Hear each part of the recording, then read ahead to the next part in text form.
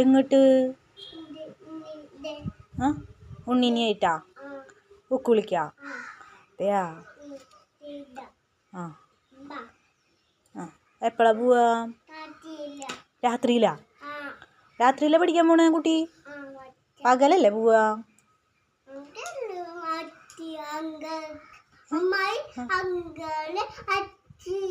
എങ്ങോട്ട്?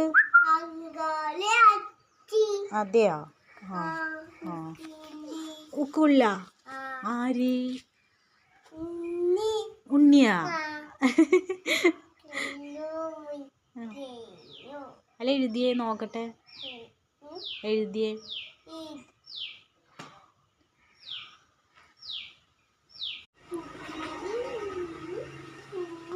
എങ്ങോട്ട്?